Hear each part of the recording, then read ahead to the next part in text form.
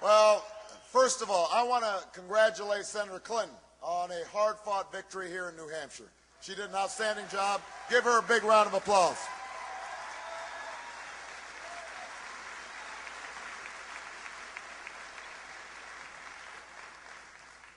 You know, a few weeks ago, no one imagined that we'd have accomplished what we did here tonight in New Hampshire. No one could have imagined it. For most of this campaign, we were far behind. We always knew our climb would be steep. But in record numbers, you came out and you spoke up for change.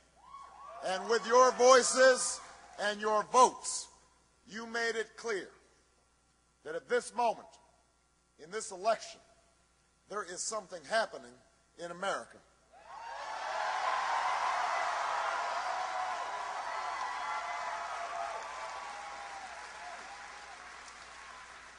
There is something happening when men and women in Des Moines and Davenport, in Lebanon and Concord, come out in the snows of January to wait in lines that stretch block after block because they believe in what this country can be.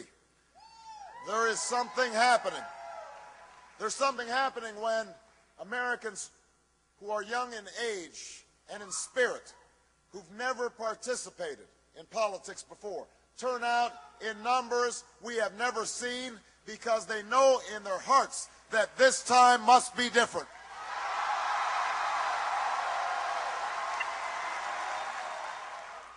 There's something happening when people vote not just for party that they belong to, but the votes, the hopes that they hold in common.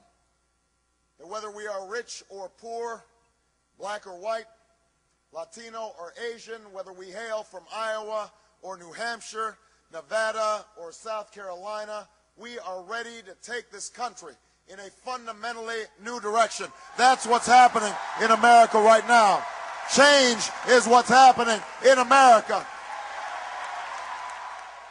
You, all of you who are here tonight, all who put so much heart and soul and work into this campaign, you can be the new majority who can lead this nation out of a long political darkness. Democrats, independents, and Republicans who are tired of the division and distraction that has clouded Washington, who know that we can disagree without being disagreeable, who understand that if we mobilize our voices to challenge the money and influence that stood in our way and challenge ourselves to reach for something better, there is no problem we cannot solve. There is no destiny that we cannot fulfill. Our new American majority can end the outrage of unaffordable, unavailable health care in our time. We can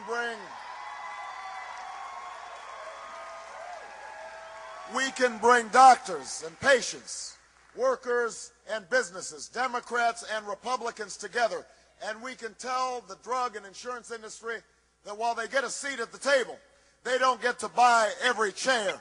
Not this time. Not now. Our new majority can end the tax breaks for corporations that ship our jobs overseas and put a middle-class tax cut in the pockets of working Americans who deserve it. We can stop sending our children to schools with corridors of shame and start putting them on a pathway to success. We can stop talking about how great teachers are and start rewarding them for their greatness by giving them more pay and more support.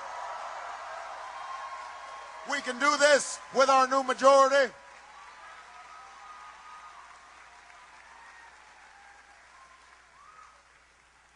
We can harness the ingenuity of farmers and scientists, citizens and entrepreneurs to free this nation from the tyranny of oil and save our planet from a point of no return.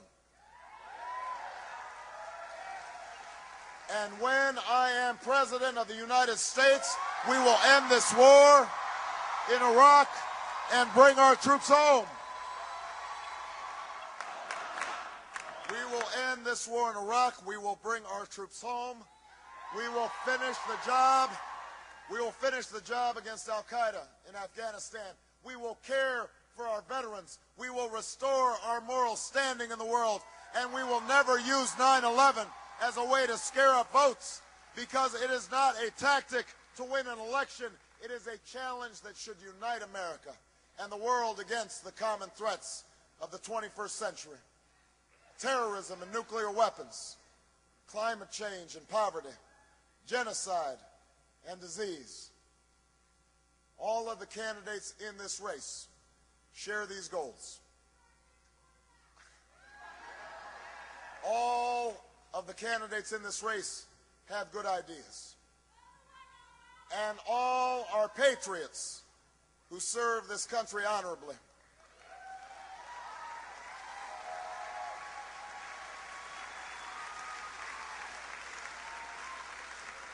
But the reason our campaign has always been different, the reason we began this improbable journey almost a year ago, is because it's not just about what I will do as president. It is also about what you, the people who love this country, the citizens of the United States of America, can do to change it. That's what this election is all about. That's why tonight belongs to you. It belongs to the organizers and the volunteers and the staff who believed in this journey and rallied so many others to join the cause. We know the battle ahead will be long, but always remember that no matter what obstacles stand in our way, nothing can stand in the way of the power of millions of voices calling for change. We have been told we cannot do this by a chorus of cynics, and they will only grow louder and more dissonant in the weeks and months to come.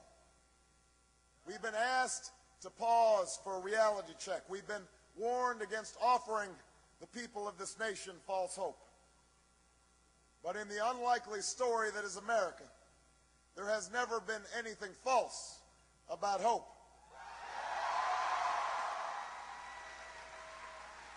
For when we have faced down impossible odds, when we've been told we're not ready, or that we shouldn't try, or that we can't, generations of Americans have responded with a simple creed that sums up the spirit of a people.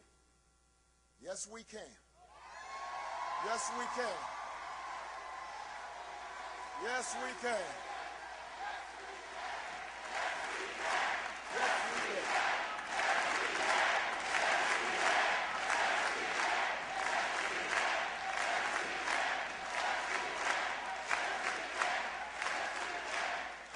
It was a creed written into the founding documents that declared the destiny of a nation. Yes, we can. It was whispered by slaves and abolitionists as they blazed a trail towards freedom through the darkest of nights.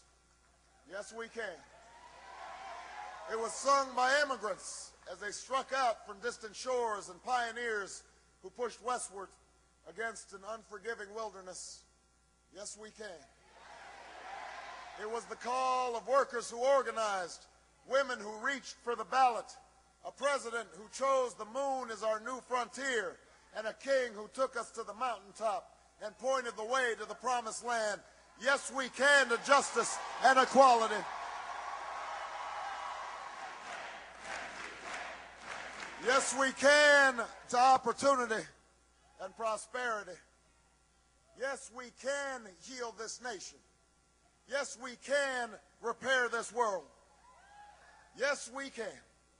And so tomorrow, as we take the campaign south and west, as we learn that the struggles of the textile workers in Spartanburg are not so different than the plight of the dishwasher in Las Vegas, that the hopes of the little girl who goes to the crumbling school in Dillon are the same as the dreams of the boy who learns on the streets of L.A. we will remember that there is something happening in America, that we are not as divided as our politics suggest, that we are one people, we are one nation, and together we will begin the next great chapter in the American story with 3 words that will ring from coast to coast, from sea to shining sea. Yes, we can. Thank you, New Hampshire. Thank you.